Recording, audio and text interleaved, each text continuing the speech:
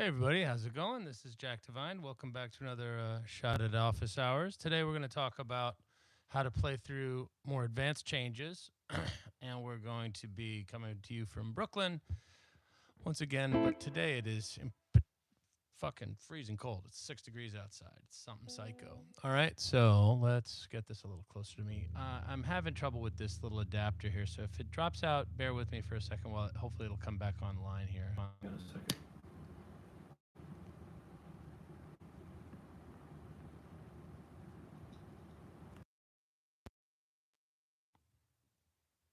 There we go. I think we're back. All right. Sorry about that, guys.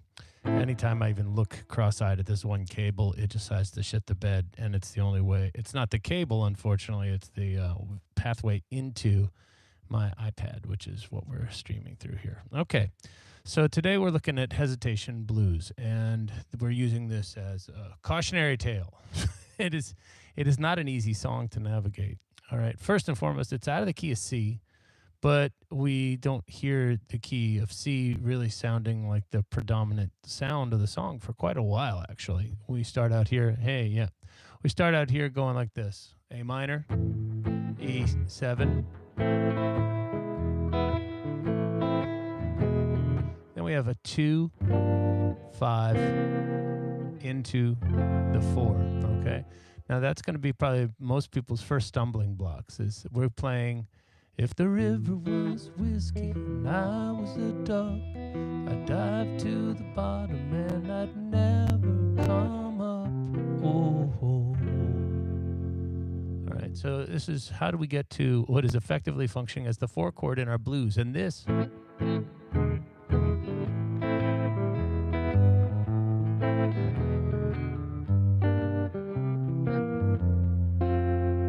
okay, that's what we're playing over, okay? So if we hear that here,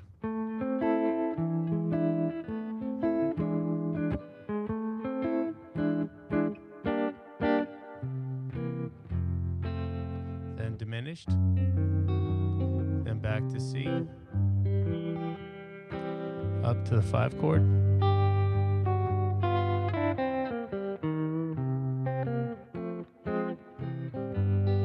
All right, one of those nice little turnarounds. Okay, and in C we're going C, 7, F, F minor, back to C, and then to G.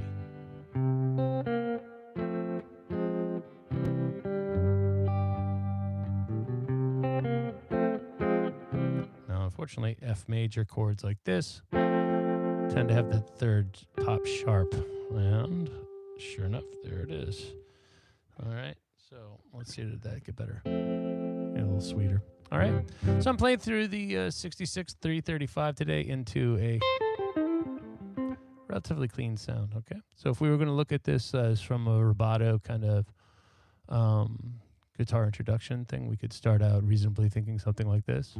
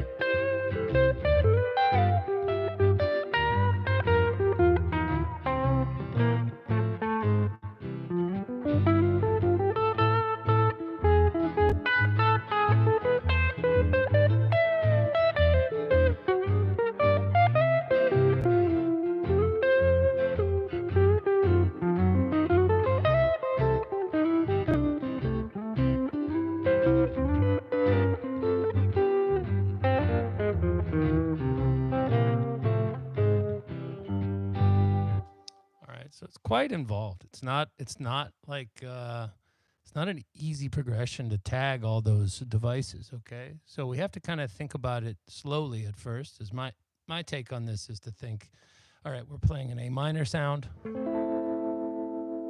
an E7. All right, that's the E7 with the 5 in the bass. A minor, E7, all right, A minor again. All right, there's our last E7. Then we have G minor, C7, up to F. Diminished, and then C. 5,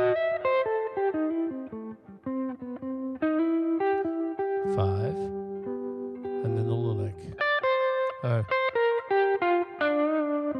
Right? Must I hesitate? Oh, what is it? It's out of C. It's yeah, so it's C minor pentatonic, which is kind of an odd choice there melodically. Oh, must I hesitate? Okay, so that's A, E, right? So if we can take these little shapes, A minor to E7, right? Then G minor, okay? And then C7 into F, diminished, and then C.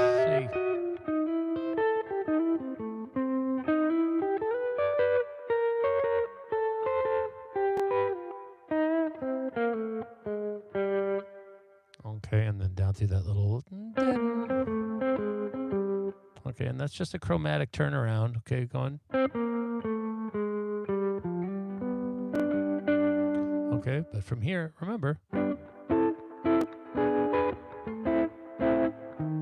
Sorry, so that would be A minor, E7. So A minor, E7, A minor, E7, A minor, E7. Well, kind of a diminished chord as a sub for E7. Then you've got your G minor. Okay, G minor is the 2, 5, 1 into the 4 chord. Then diminished, like a raised 4. Back to C. To the 5 chord.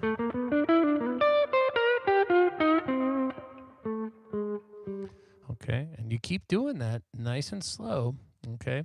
And one of those things you may have seen me do is I did a little substitution, okay? I went from like A minor to this. That's the E triad, or at least the top 3 notes of an E dominant 7. So that's like an E7 sound. But I'm going to keep the tension increasing by going to a diminished sound. So you get, if the river was whiskey, up to A minor again, and I was another diminished duck, I'd dive to the bottom and I'd never come up.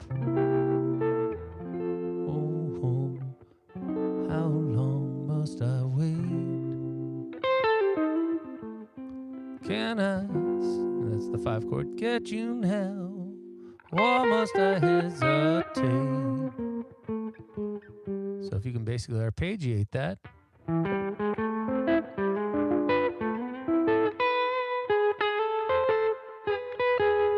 Okay, then you've got.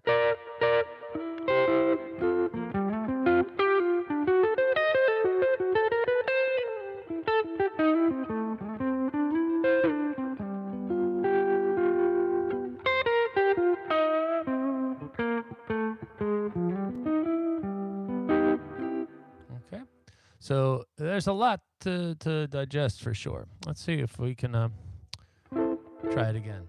Okay, so again, it's going to be like, people don't see that as an A minor chord. They've got some work to do for sure. This is one of the best little understandings about how to play A minor. Okay, we're up at what looks like a C chord, and we're just going to put down this pinky on the B string, and it's going to form a little A minor triad with the root up here in the minor third in the bottom.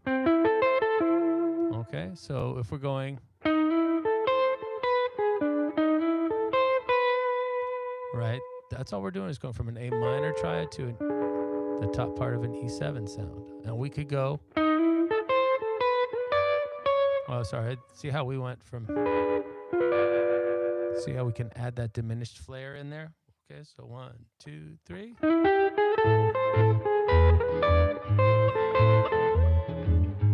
so if we do that again, 1, 2, 3.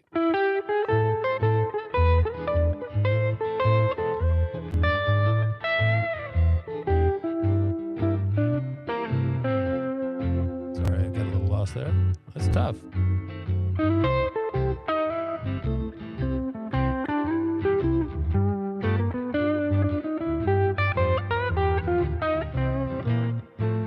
Let's try just living up in this there.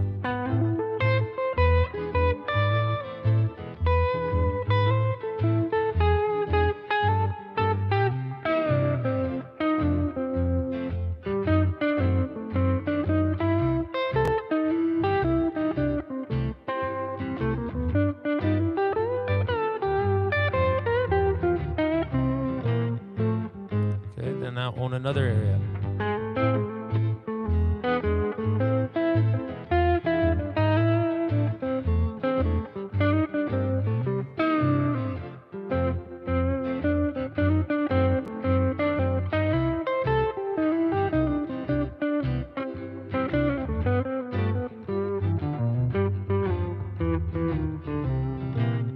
Maybe another, right? Come up here.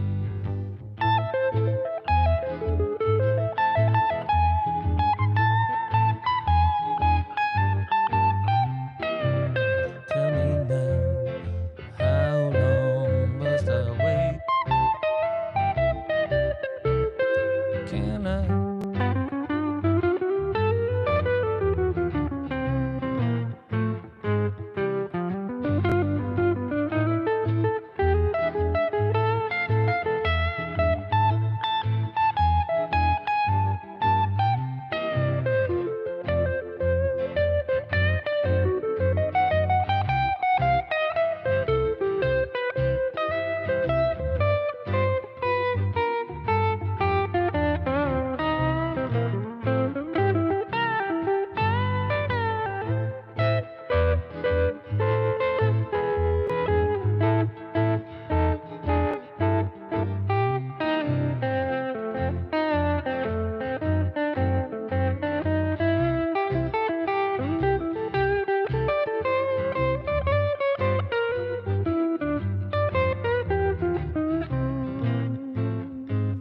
Super slick stuff, but man, it is not JV level stuff. It's actually got a lot of moving parts. All right, so let's break it apart. Pure gold, very liberating. All right, break from So let's talk a little bit about what we're examining here. When we see this A minor to this diminished sound, okay, you can see the diminished chord. It's largely an E7. It's like an E7 with an F in its bass. So we could look at the F here, or we can put it in this octave. So if this sounds too outside to you, right? Right, which that sounds pretty nice.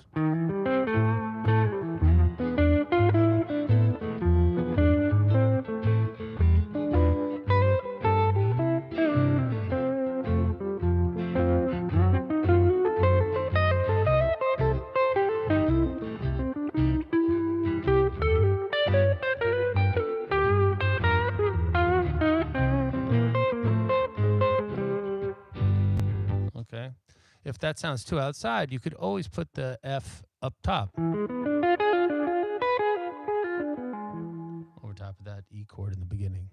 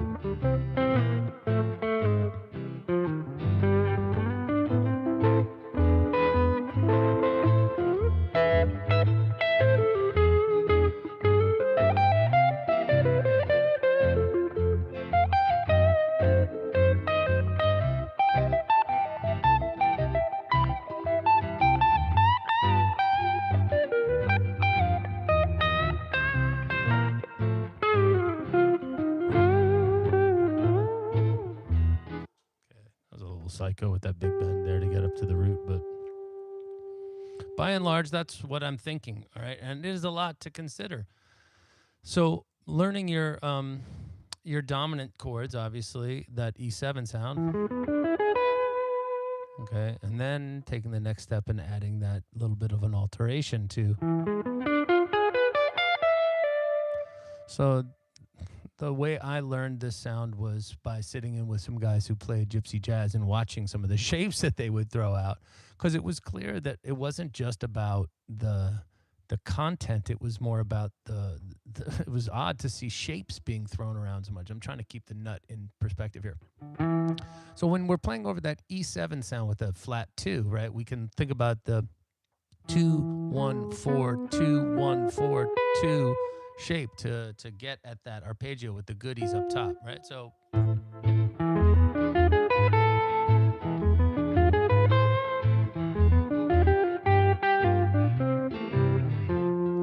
okay, I was ignoring the A.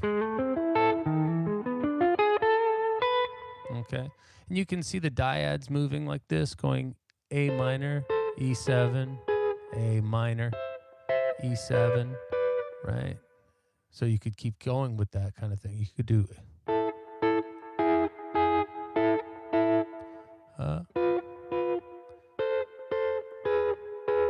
and then G minor, C7, F, diminished, C, G, 7 that is, and then to our little, but don't forget that's an F minor chord.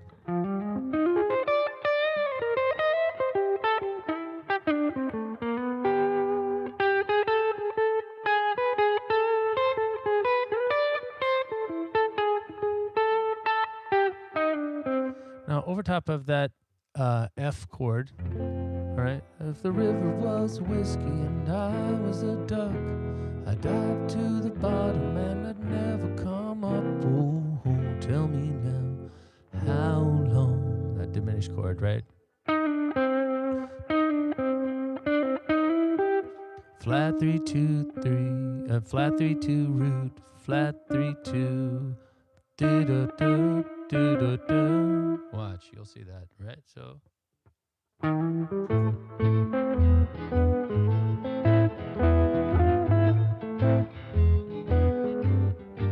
Right here.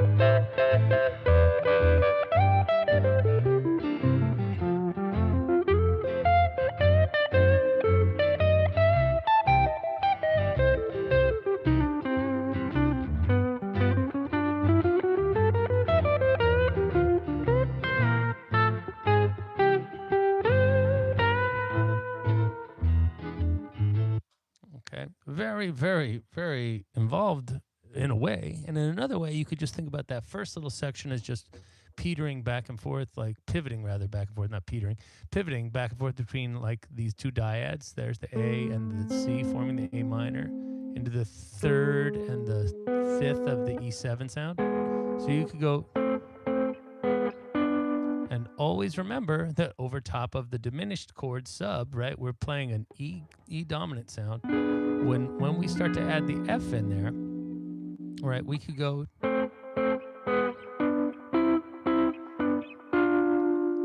What am I doing? I'm going A minor to E, right? That's the third and the fifth of the E. But because I'm thinking of it as a diminished chord like this, it opens my mind up to going and changing that shape up 3 frets, right? Right, which is normal because that's the fifth and the flat 7 of the E sound. Right, so that's the one that's kind of weird, right? Because it's got the F in it. That's the, right? But the flat 7 makes a lot of sense. But this is where the tension is. So if we went,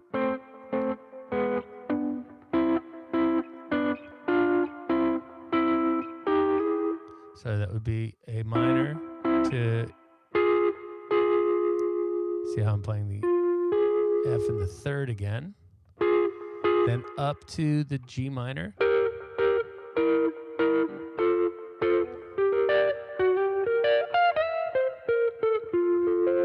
All right, that's the G minor to C7 to F. That's our 2, 5 into the, treating the 4 chord here, this F chord, as a new tonal center. We're going to play its 2, its 5, and then it's 1. So if we did,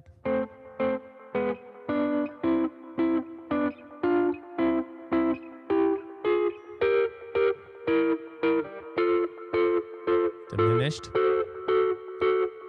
C. So just doing this kind of study where we then go, that's the 5 chord, and then, okay, let's see if we can do that. 1, 2, 3, it's hard. Whoops.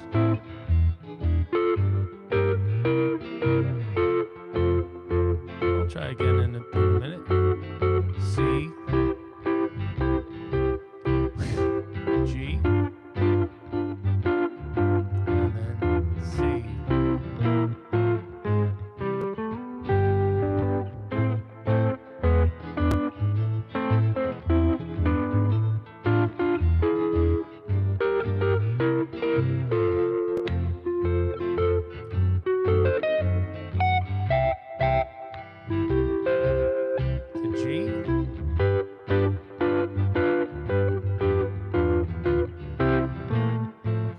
Turnaround again.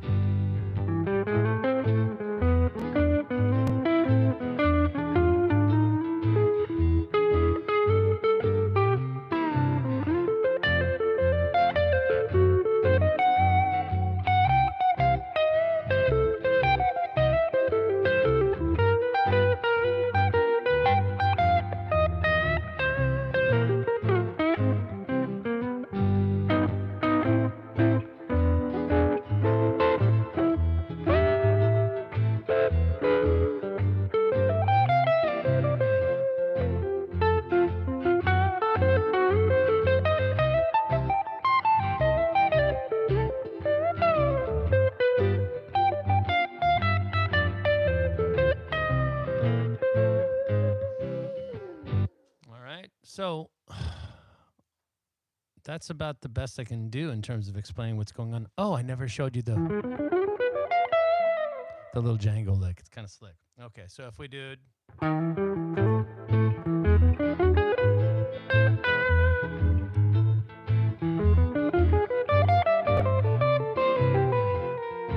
that was terrible.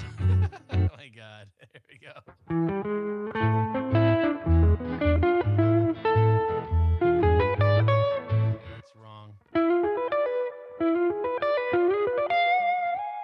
Diminished can get really weird for me. I don't know why. I have a hard time, staying grounded. There's so many, it's like a creature with multiple heads, right? So this little shape, we played it. I showed you the 2-1-4, 2-1-4 voicing of that, okay? And that kind of brings us across the neck vertically, right, rather than horizontally. Now, Django did not have any fingers, really. He just had this. So consequently, a lot of his lines are stacked like this. So he would go,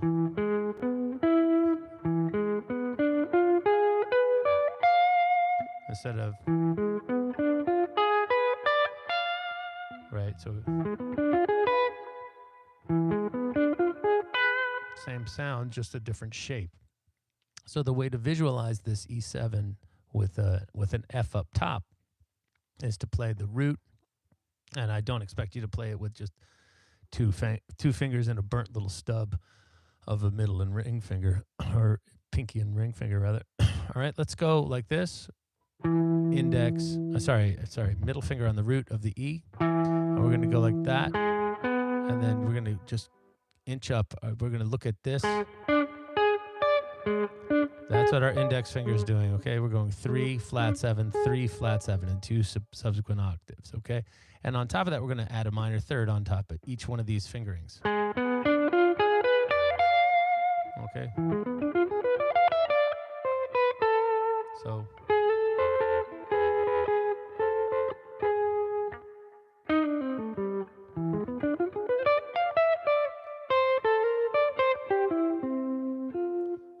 So the hard part is remembering that you're playing A minor to that E, back to A minor to E, and then the quick little 2-5. So that's going to be G minor 7, and then C7, and then into the F chord. Okay, so sorry. That's kind of a nice chromatic passing tone into C7. Okay. Okay, we're treating that that C chord like a slightly augmented chord. Okay, so we've heard that before when we go. All right, now if you guys don't quite understand what that's all about, that's kind of an old school device. Okay, that's not actually necessarily having to happen every time we play in terms of the soloist implying and catching those changes, but it is really a hip little line. Da, da, da, da, da, da, da, da.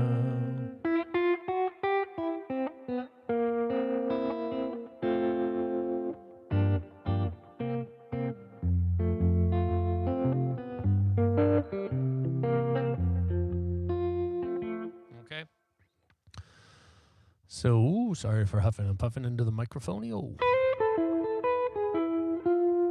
Okay. That's your E7. Diminished chord voicing. Okay, and now we've got our little G minor. Okay, that was G minor pentatonic. Into the third of the C chord. Up into F.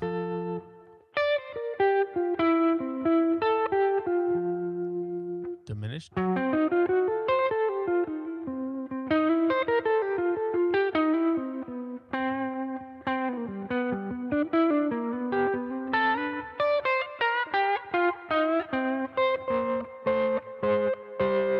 Nice little old school turnaround. So we do an octave, slide back and put the pinky down on that note. We trade places with, we go. We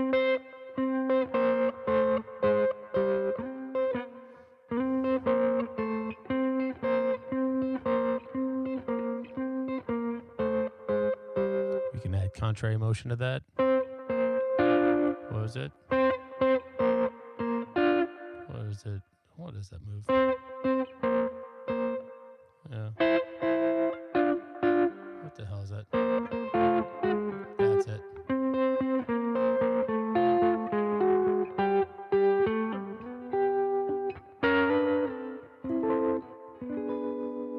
So I kind of like playing the song without the backing track sometimes, because it is really hard to make all the changes and not just play the same little melody that I kind of understand the safe spots. This is definitely an emerging song for me. I used to play it on an acoustic guitar, but that kind of kept me doing the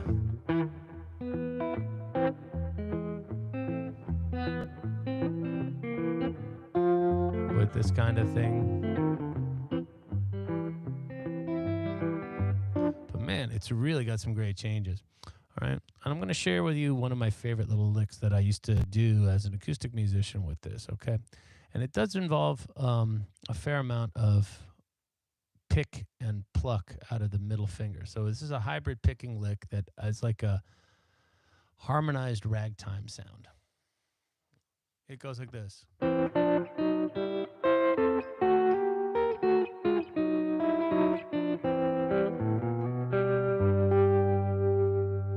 right, so if we were doing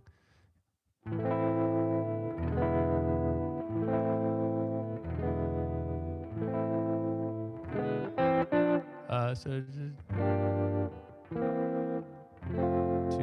3, 4, 2, 3, 4. That's it. Sorry, somebody's texting me a shit ton here about lessons later today. Or not later today, tomorrow, I guess.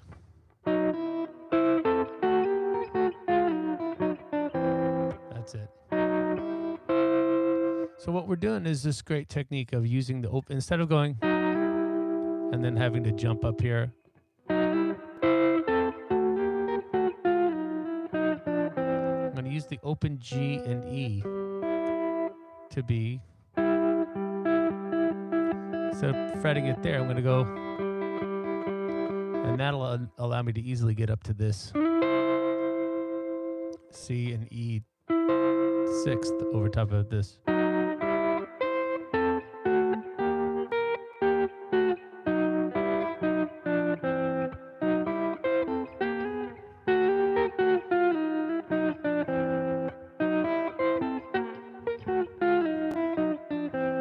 So the idea is for it to sound kind of like a stride piano. You know, that kind of thing. So if we did. Oh, shit.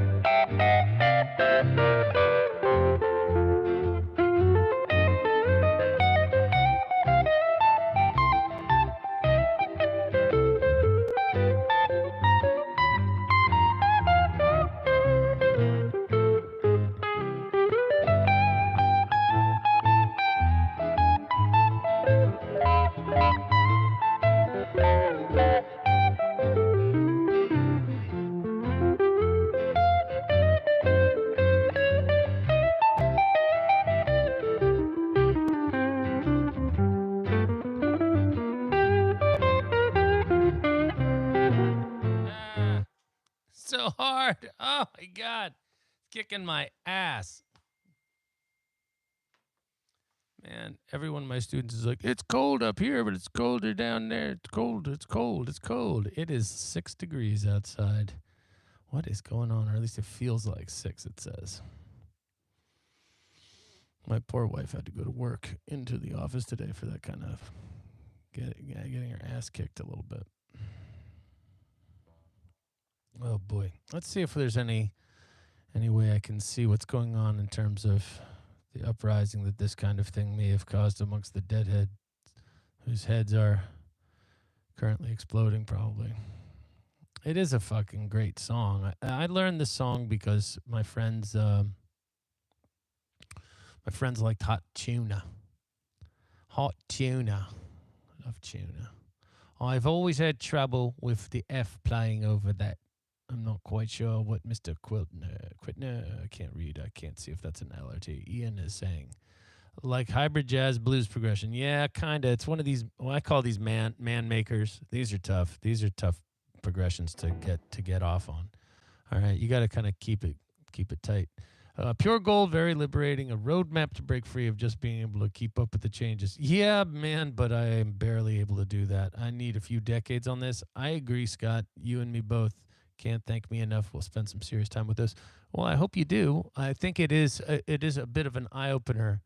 Yeah, it's definitely fun to learn other stuff. Okay, like what is it? You definitely got to cross pollinate your. If you're a little bee and you want tasty honey, let's visit more than one flower, right, folks? Nothing wrong with the Grateful Dead. I love them. That's great stuff and really great vehicle for.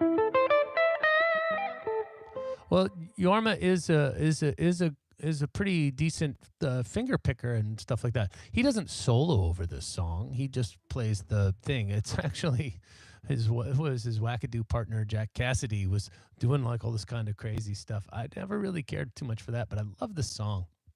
Actually, the first time I heard this song, I didn't really clock it. I was an engineer at my recording studio and co-produced an album for a guy named Dave Von Ronk, who was like a Greenwich Village dude that apparently lived with Bobby Dylan. He called him Bobby. And he always used to talk about this guy. And he was clearly on his last legs. You could hear in his voice like it must have been, it sounded, I mean, he never really seemed that well. He kind of reminds me of like a guy from, kind of has like a certain, he was big. He was a big dude. And he had a lot of like husk in his voice. So he was older, and we had a kind of a jazz session with him playing live, doing kind of folky, bluesy, jazzy renderings of tunes. And this was one of the tunes that he did. So I remember hearing it, but so if we've got that, sorry, I've got a little overdrive for the solo. Hang on.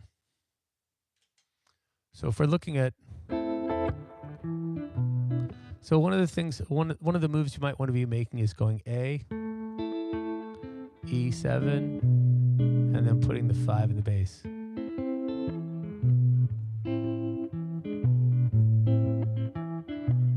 All right, and then we've got to get to our G minor from here, which is a bitch. It's kind of gnarly, getting to G minor from there. So, I mean, the fastest one is this.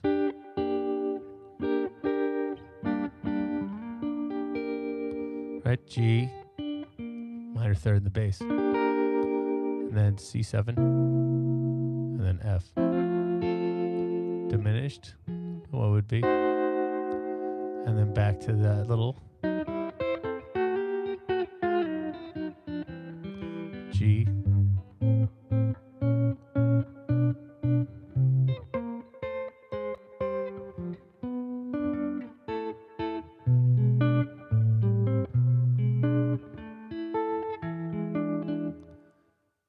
You kind of do have to think like a piano. Yes. So Ian's notes. So I'm thinking of boom, dink, donk, dink, donk, dink, donk, dink. Like the left hand is like stride, you know, especially that.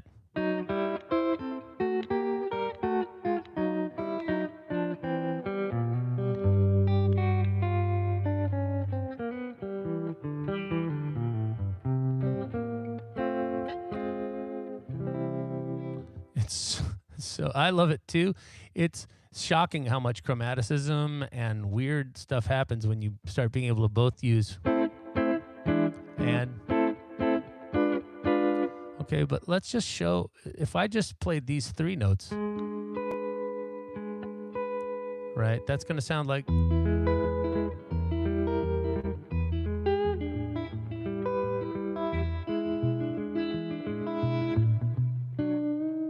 Right, it's got that, like, those are the keynotes in the Deep River Blues. So if rather than doing this, we go like this, all we're doing is putting that little tension in there. Okay, so we're putting it there rather than here. But is that still an E7 with an F in it? This is an E7. Sorry, that was not E7. Sorry, hold on. No, that would be. Right, E7 with an F in it. If we did it like this, that's all right. Especially if we put the right. So any of these shapes. Okay, so B flat 7, right? This looks like C sharp 7, E7, G7. Okay, any of those work. All right, so over top of any E7 chord in this song, you can be channeling.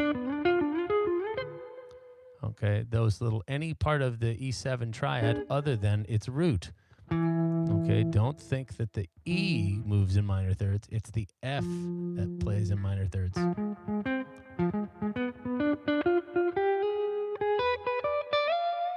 Okay, the E is the root of the actual chord, but the F is the root of the substitution that we're making over top of the E7 chord. Okay, so this is kind of a heady concept of seeing an E7 sound Sorry. Okay, with an F. Why are we seeing it that way? Well, it's a reasonable question to ask. Like, why are we not just playing E, just like a typical Mixolydian sound? Well, the real reason is that we're playing in the key of C. All right, so when we're in the key of C, the expectation is for the E chord to be an E minor. But when we take one of those chords and we turn it into a secondary dominant to create that kind of tension from, we end up adding that whole kind of sound where we get the access to the Phrygian dominant, harmonic minor, and consequently the diminished sounds over top of that chord. So, all right, so we're basically going to be substituting that there, but we don't always have to start on the F. We can go, right, and that looks like we're playing E, but adding the F.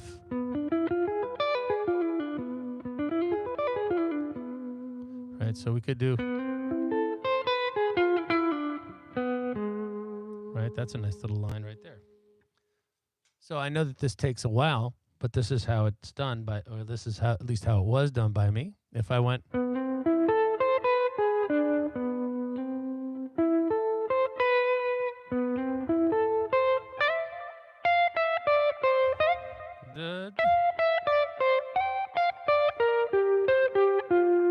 right, something like that.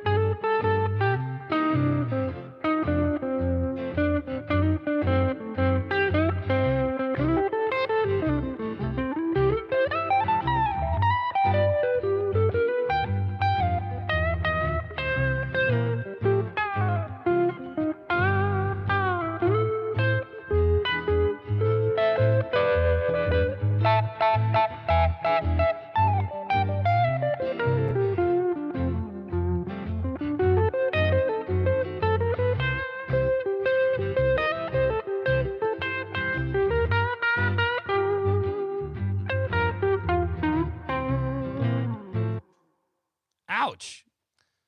On fire. No, not at all. All right, so not that good at this, to be perfectly honest. There are players that would just steal my lunch money and fuck my prom date. Just I could find myself being bullied very quickly. This could be a long-term study for somebody, is what I'm getting at.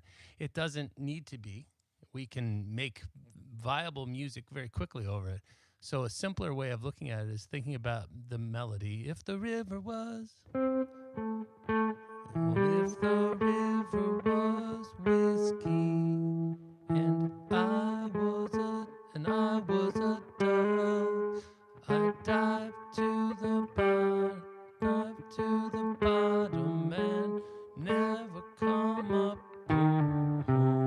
Great way of finding out where these flat thirds are that sound better than, right? Oh, oh, oh, oh. Right, so flat third over the C, heading to F. Oh, oh. Great sound. Okay.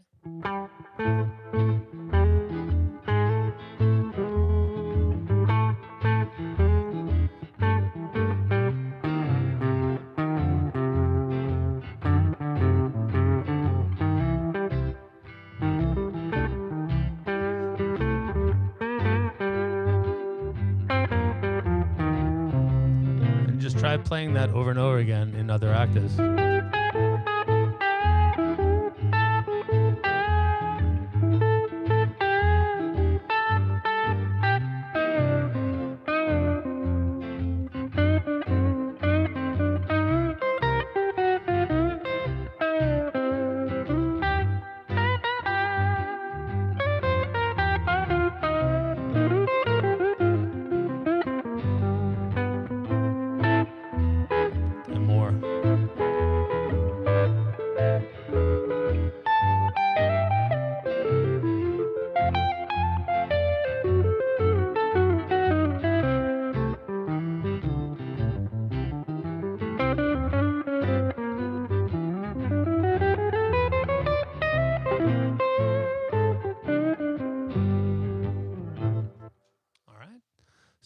let's move on.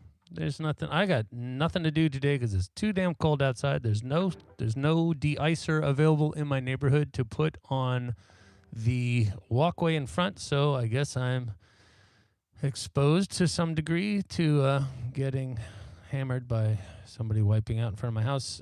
Hey, Kenny says tasty blues. I agree. It is tasty, and part of the mission statement here is not to overdo it. You'll see that my well, you have to go to work. Well, I mean that's understandable and frankly respectable. Go do that shit. That's good for you. Working is good.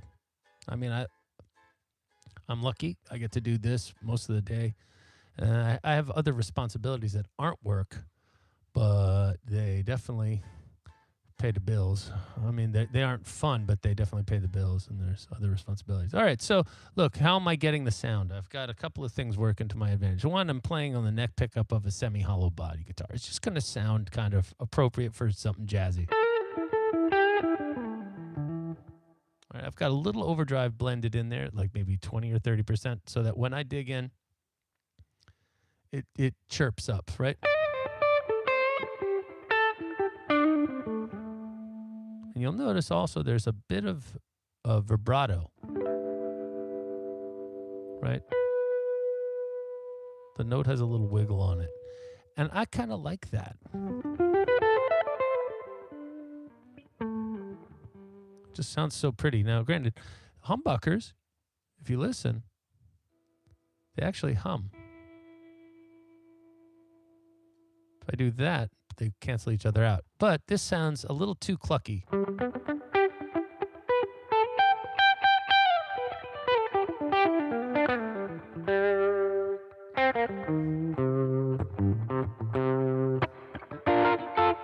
right, it's just a little too clucky.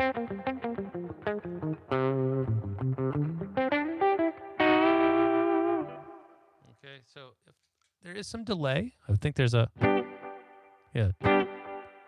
All right, but again, one of the secrets to getting your delays to sound nice is to keep them out of your way.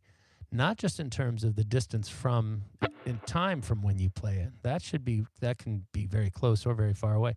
What you want to do is make sure that, just like a photograph, the details of what are happening behind us, they get obscured. You know, and when you see like an impressionist painting, they use more gray in the background and brighter colors the closer we get. This is a way we can create more perspective and depth in our sound as well, as we can add more clarity or take it away to obscure elements of the echo that might clash with the next series of notes that we're making. So if I'm coming up here and I'm going to do something kind of, right, so that's my little 2, 5 into my new 1, right?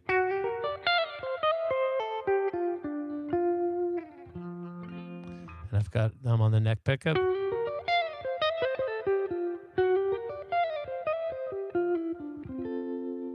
I don't want any of that stuff that I'm playing back there to have as much treble.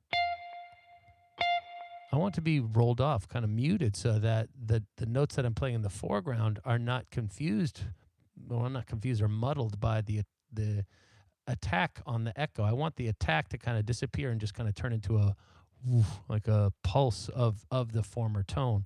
And also I'll also trim up the low end so that if I'm playing here, like you'd barely even hear the echo until I stop playing. But if all the bass is there and all the trebles there, all of a sudden you're kind of fighting yourself, and that's not what I need. I need tools that make my job easier as a musician. So pentatonics really are helping here. All right, we've got, right, E major and A minor.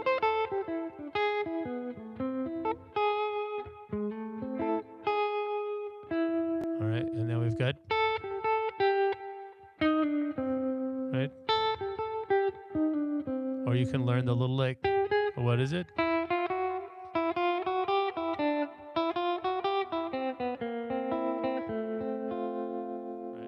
If you learn that in other licks.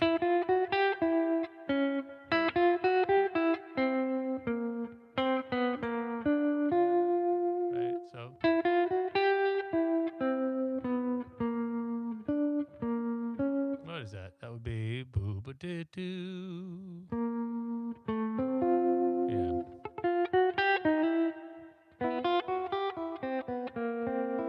That's a C7. There it is. All right, that's going to be helpful to know. All right. So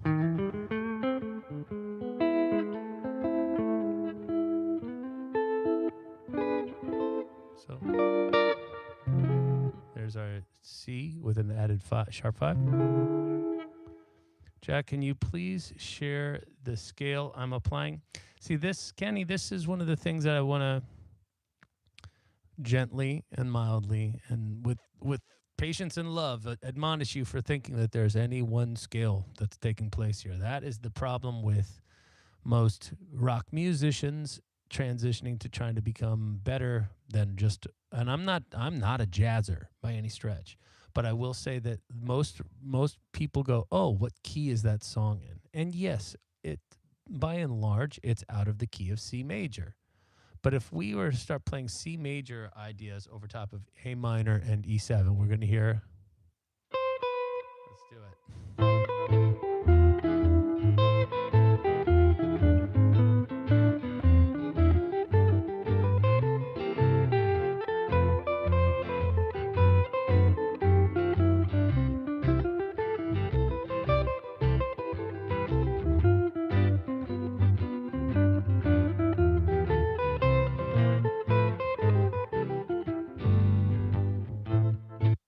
So yes, the bulk of the information is contained in there. It's impossible to visualize it based out of a 7-note structure that's constantly being subdivided, and you don't have a fighting chance really of being able to figure out what the 1, the 3, and the 5 of each of the chords are in that vertically stacked way. You're better off thinking about going, okay, over top of the A minor sound, I'm going to be thinking about A minor sounds. And then thinking about E major arpeggios. So if you were going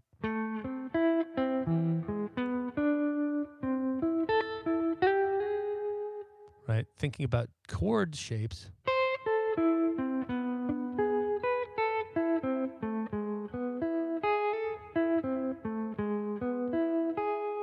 all right, then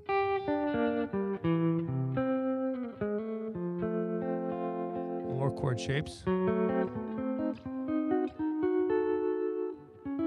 Sorry. What would that be? Yeah, that's it. More chord shapes, G. So that would be, sorry. Did I get turned around here? I'm looking at the screen rather than looking at my guitar neck. That's the better way to play, in my opinion, especially with a song like this. It might be in bulk out of one key, right? It's by and large is out of the key of C major, right? It's a C major, it's a blues out of the C area, right? Okay, we're definitely going to be accessing that sound, right? Because we have a 4 chord and a 5 chord, right? But there's a bunch of other shenanigans going on in it that make it a little bit more involved in that. So A minor, that's starting on the 6th, going to a secondary dominant 3rd back again. So 3 times back and forth, developing that, then a 2, 5 into the 4, a diminished chord. Like, to think that one skeleton key is going to open up all those locks is nuts. It's never going to happen. So you can find the bulk of your information is contained within the C major scale, but you have to know how to turn it into smaller structures. And that's why these little triadic studies are the best, in my opinion. So if you do and 1, 2, 3, and 1, 2, 3, and 1, 2, 3, and 1. Yes, you must chase the chord tones. That is so. If you want to go 1, 2, 3, 4, 1, 2, 3, 4, 1, 2, 3, 4, 1, 2, 3, 4, 1, 2, 3, 4, 1, 2, 3, 4, and then you have to think. Okay, that's.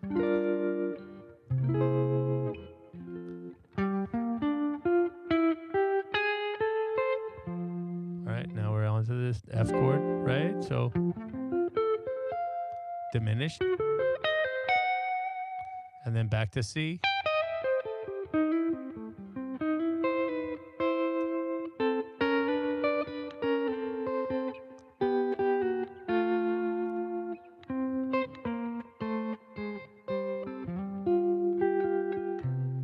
All right, now there's some traditional moves there, right? That was over the G chord, I went.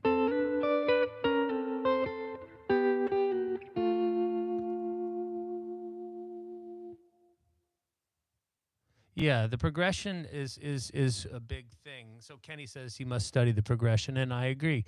If you don't know what you're playing over, you definitely don't know the law of the land. So over top of the E chord, you've got some. You can see yourself away from this F sharp note, and I wouldn't really truck with the 6 either. I would be thinking about a hard dominant sound with an extension of a flat 2. Okay, or just straight F diminished. All right.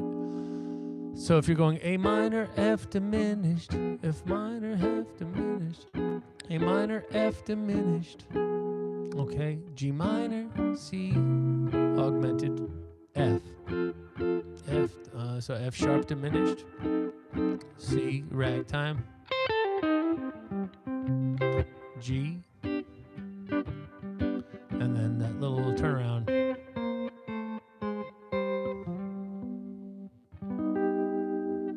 Right?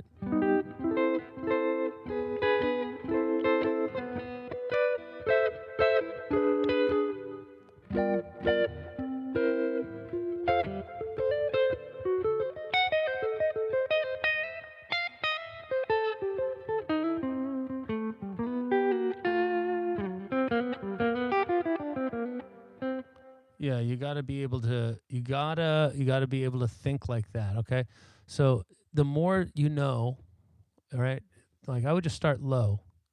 A minor, E7, A minor, E7, right? Right? So you could be thinking like this. Then A,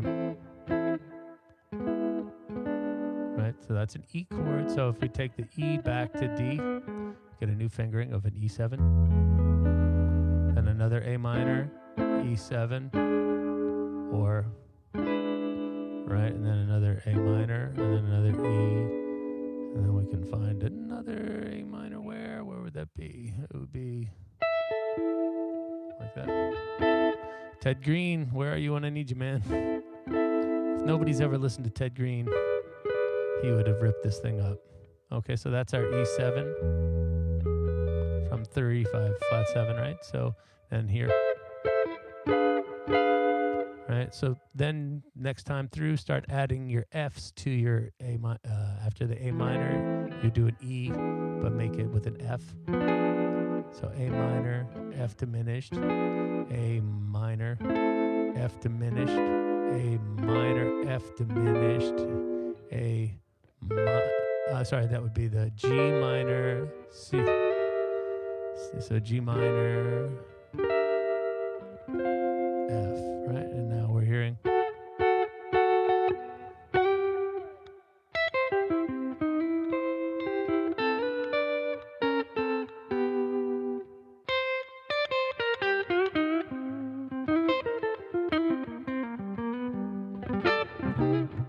All right. So obviously having a fundamental knowledge of blues and the sound of that, you know, where you kind of bending and stuff like that. We'll do much gratitude for this approach to soloing. Well, it's not like I'm inventing this, but thank you very much, Kenny, for your appreciation. I do enjoy sharing what I know. It was shocking to me as well. I just want you to know that I too asked that question that seems silly to me now. What's the one scale I play over all 1,000 chords that are in this? Sadly there is no passepartout. All right, there is no skeleton key that unlocks every door in this castle. And unfortunately, there is some homework required. So, all right. But then again, you can kind of duck behind the melody, and a lot of some good phrasing can help keep you away from having to shred. Watch how simple you can make your way through it. 1, 2, 3.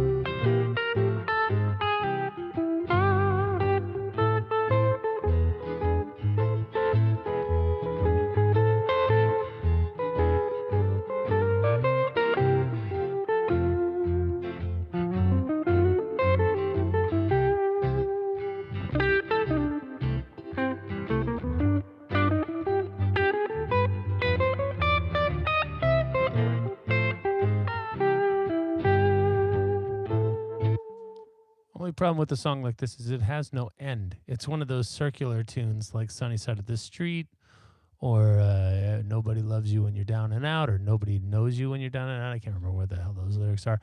Okay, so there's these kinds of songs that have these spectacular He-Man changes to them, and they have no end. They're like this Alabama Jubilee is another one of these tunes, right? Kinfolks in Carolina. You have to kind of come up with and craft your own endings to stuff. So, Kenny, thank you so much for playing along with today's game. I totally appreciate you participating. And if anybody has any other questions that pertain to anything that's giving them trouble, I'm happy to try to shine a light on what you're up to and what you're up against in your playing. And if you're too shy to talk, I don't know why, I can only encourage you to, Kenny, thank you very much, dude. All right, have a good day, and I'll see you around. If you want to check back in later or whatever like that, feel free to always ask questions or whatever in the next one of these things. If you're wondering why you don't know that I'm doing these, it's because there's no schedule. My life is far too chaotic to actually plan something as spontaneous and long-winded as this. So the good news is my wife went to work. My son finally went back to school.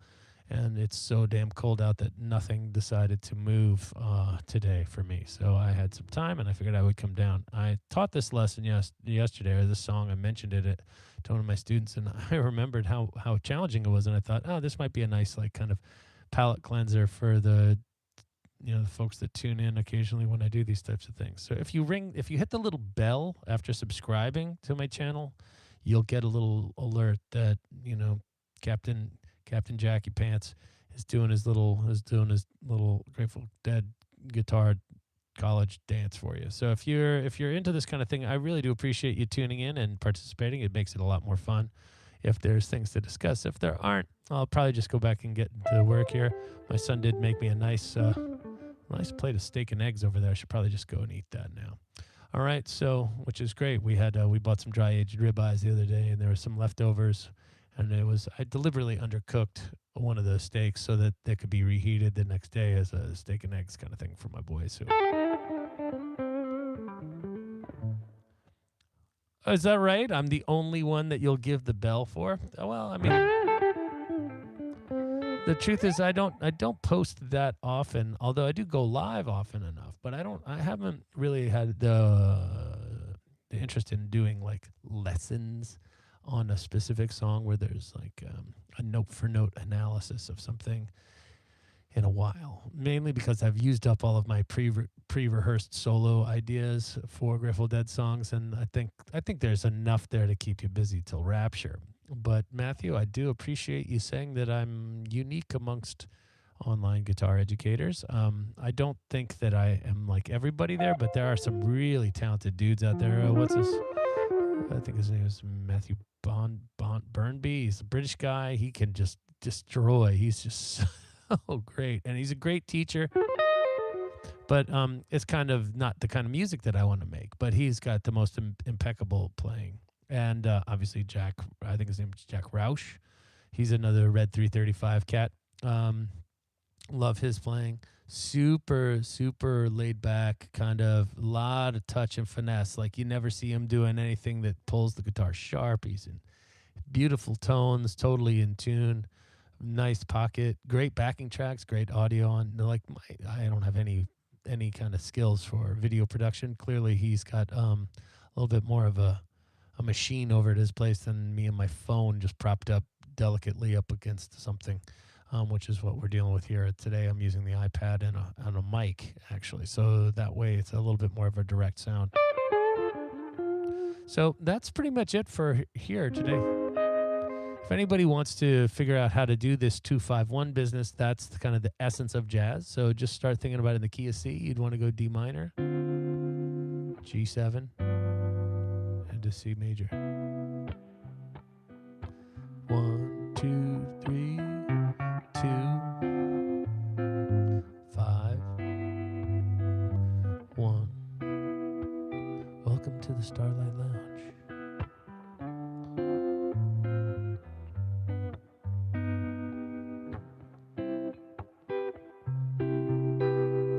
All right.